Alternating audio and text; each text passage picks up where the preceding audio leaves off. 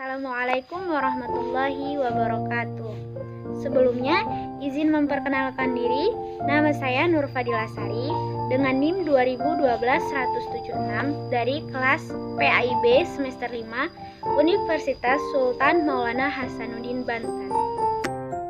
Baiklah, di sini saya akan menyampaikan mengenai materi prinsip pengembangan kurikulum. Nah, teman-teman, pengembangan kurikulum itu sebenarnya bisa kita menggunakan prinsip-prinsip yang telah ada, yang sudah berkembang sebelumnya, atau mungkin kita bisa menciptakan prinsip-prinsip baru. Nah, dalam mengimplementasikan kurikulum di lembaga pendidikan sendiri, itu sangat dimungkinkan menggunakan prinsip-prinsip yang berbeda dari kurikulum yang digunakan di lembaga pendidikan yang lainnya. Sehingga akan ada banyak prinsip yang digunakan dalam pengembangan kurikulum. Dan menurut Sukmadinata, beliau menyatakan bahwa prinsip pengembangan kurikulum itu terbagi menjadi dua jenis, yaitu pertama adalah prinsip umum dan yang kedua adalah prinsip spesifik. Adapun dalam prinsip umum pengembangan kurikulum adalah terdapat 5 aspek bagian. Di situ mencakup relevansi, fleksibilitas, kontinuitas, kepraktisan, dan efektivitas.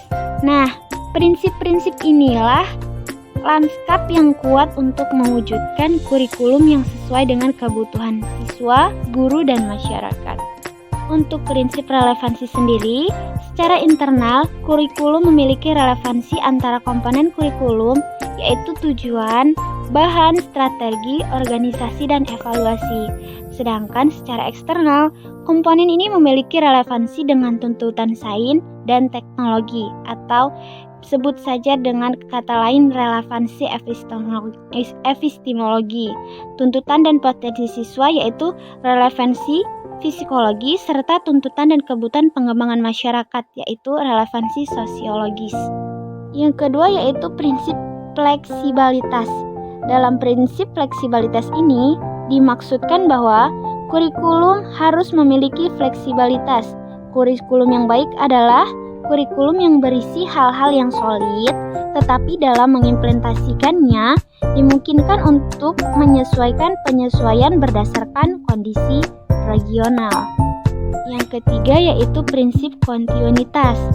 Nah, makna dari kontinuitas di sini adalah berhubungan dengan nilai keterkaitan antara kurikulum dari berbagai tingkat pendidikan, sehingga tidak terjadi pengulangan atau disharmonisasi bahan pembelajaran yang berakibat jenuh atau membosankan baik untuk si pengajar atau guru maupun yang diajar, yaitu peserta didik.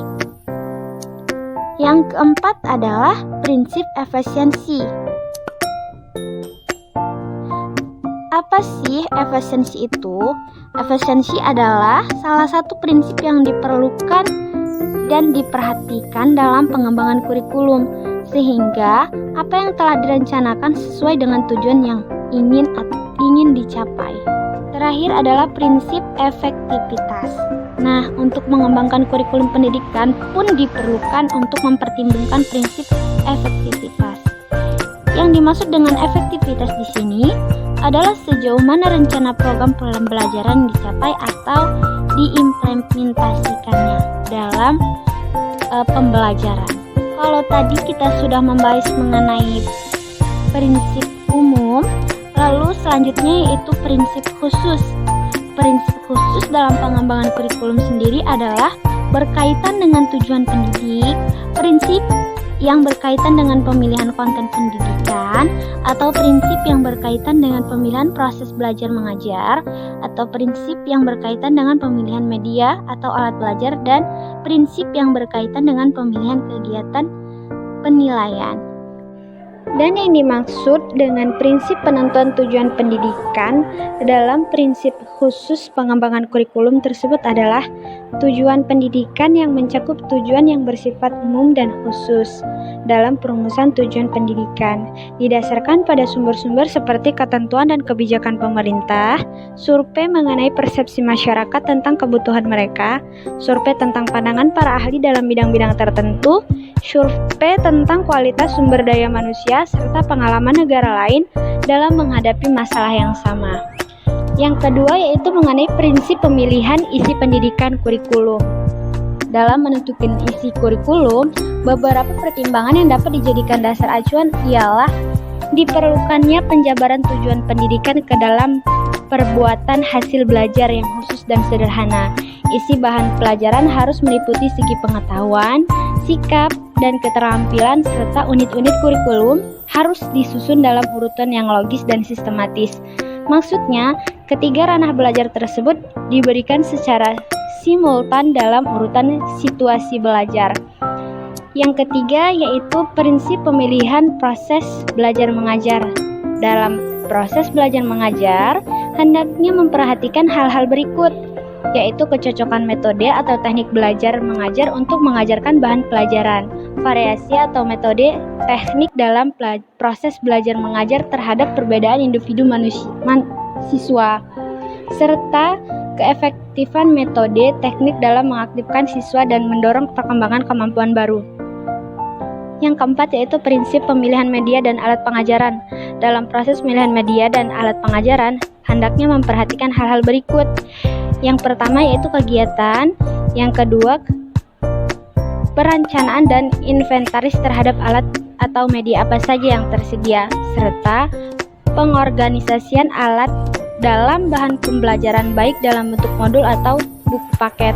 Dan terakhir adalah prinsip berkenaan dengan penilaian. Nah, penilaian merupakan proses akhir dalam kegiatan belajar mengajar. Dalam proses penilaian belajar, setidaknya mencakup 3 hal dasar yang harus diperhatikan, yakni pertama, merencanakan alat penilaian harus disesuaikan dan diperhatikan dalam fase ini penentuan karakteristik kelas dan usia bentuk tes atau uji dan kebanyakan butir tes yang disusun. Kedua, menyusun alat penilaian, dan terakhir langkah-langkahnya adalah dengan merumuskan tujuan pendidikan. Maka kesimpulannya adalah pengembangan kurikulum adalah istilah yang komprehensif yang meliputi perencanaan, implementasi, juga evaluasi. Sedangkan prinsip itu tadi sendiri terbagi menjadi 2 jenis, yaitu prinsip umum yang meliputi 5 aspek, yaitu relevansi, fleksibilitas, kesinambungan, kepraktisan, dan efektivitas. Dan yang kedua yaitu prinsip khusus yang berkaitan dengan tujuan pendidikan, prinsip pemilihan konten pendidikan atau proses belajar mengajar, serta yang berkaitan dengan media atau alat belajar, dan terakhir yaitu kegiatan penilaian. Baik, mungkin cuman ini yang bisa saya sampaikan. Lebih dan kurangnya saya mohon maaf. Wassalamualaikum warahmatullahi wabarakatuh.